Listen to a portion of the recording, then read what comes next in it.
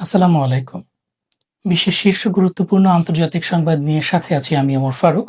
শুরুতেই সংবাদ শিরোনাম।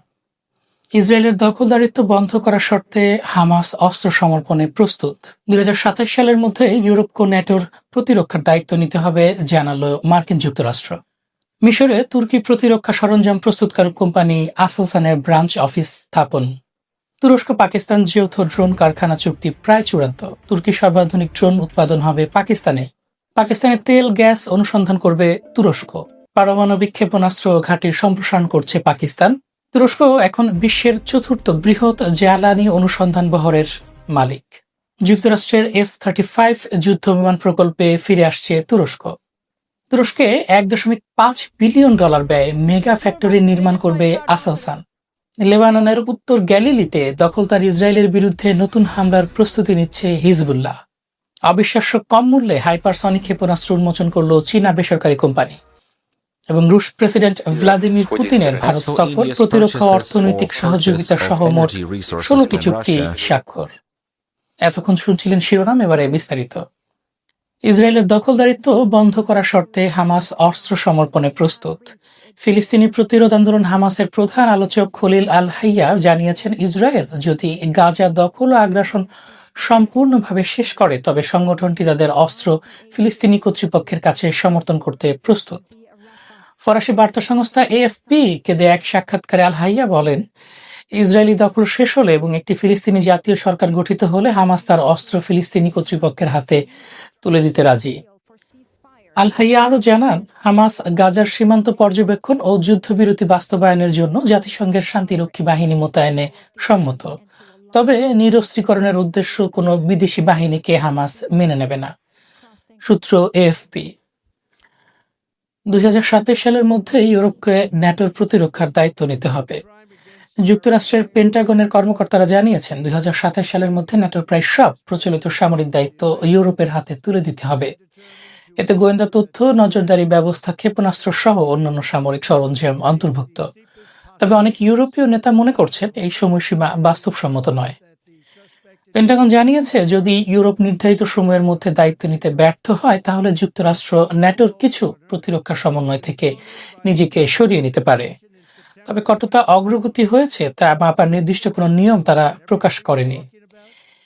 ইউরোপ ধীরে ধীরে নিজেদের নিরাপত্তার দায়িত্ব নিতে শুরু করেছে, তবে সামরিক সরঞ্জামের উৎপাদন ও সরবরাহে বিলম্ব, কিছু গুরুত্বপূর্ণ সক্ষমতার অভাব এবং যথাযথ অর্থায়ন না থাকা ২০২৭ সালের মধ্যে পুরো দায়িত্ব নেওয়াকে কঠিন করেছে। ইউরোপীয় ইউনিয়ন ইতিমধ্যে ২০৩০ সালের মধ্যে মহাদেশকে নিজের নিরাপত্তার জন্য প্রস্তুত করার লক্ষ্য নির্ধারণ করেছে। তুর্কির প্রতিরক্ষা সরঞ্জাম প্রস্তুতকারক কোম্পানি আসেলসান মিশরের কায়রোতে একটি প্রতিনিধি অফিস খুলেছে।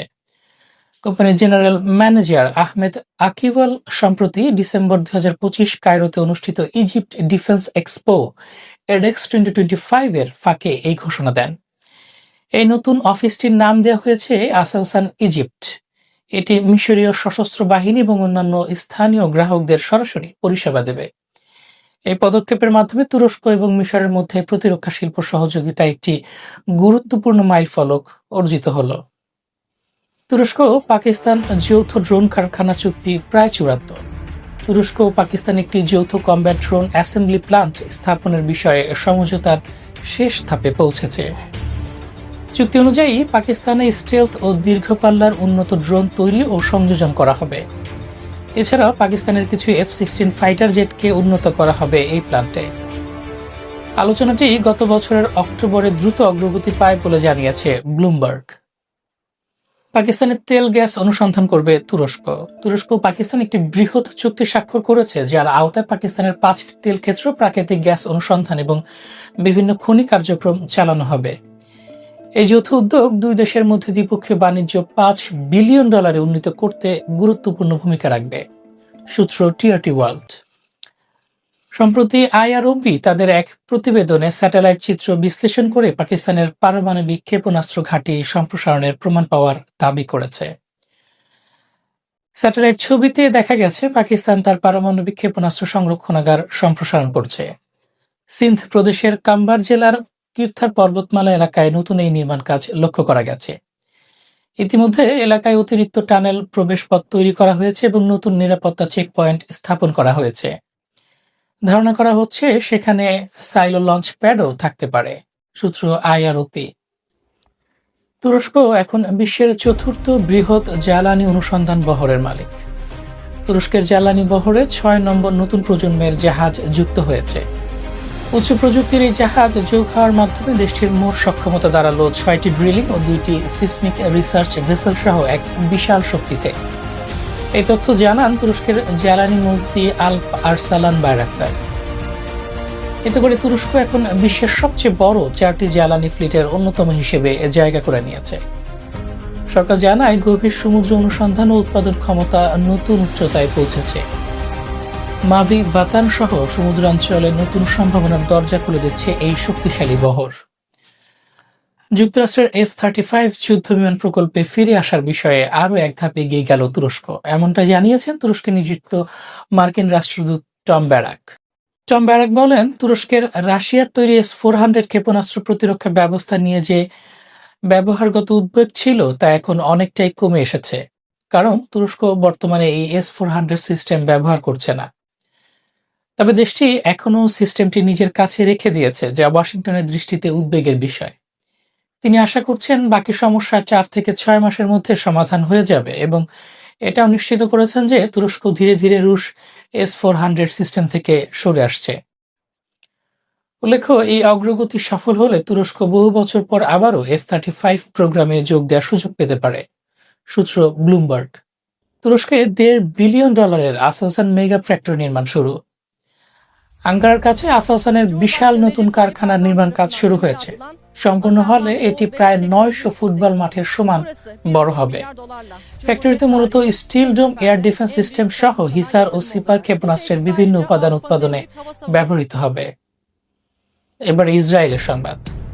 উত্তর গ্যালিলিতে দখলদার ইসরায়েলের বিরুদ্ধে নতুন হামলার প্রস্তুতির ভিডিও প্রকাশ করেছে হিজবুল্লাহ।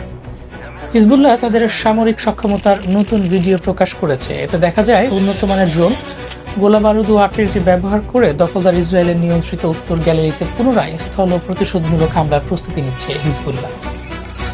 অন্যদিকে লেবাননের ভেতরে অবস্থান নেওয়া দখলদার ইসরায়েলি বাহিনীকে লক্ষ্য করে বোমাবর্ষণের প্রস্তুতিও চলছে বলে জানিয়েছে হিজবুল্লাহর সামরিক শাখা।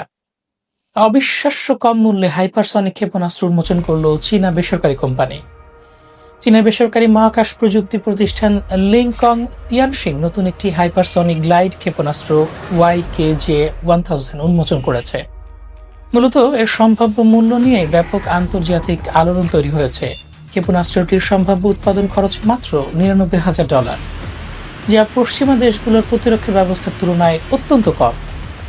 যেখানে মার্কিন SM-6 ক্ষেপণাস্ত্রের দাম প্রায় $41 লাখ এবং থার্ড সিস্টেমের ক্ষেপণাস্ত্রের দাম $1 থেকে $1.5 কোটি পর্যন্ত হয়, সেখানে চীনের এই ক্ষেপণাস্ত্রের দাম মাত্র $1 লাখ কম। চীনা রাষ্ট্রীয় গণমাধ্যমের বিশ্লেষকদের মতে কম খরচের এই হাইপারসনিক মিসাইল আন্তর্জাতিক বাজারে গেম চেঞ্জার হতে পারে।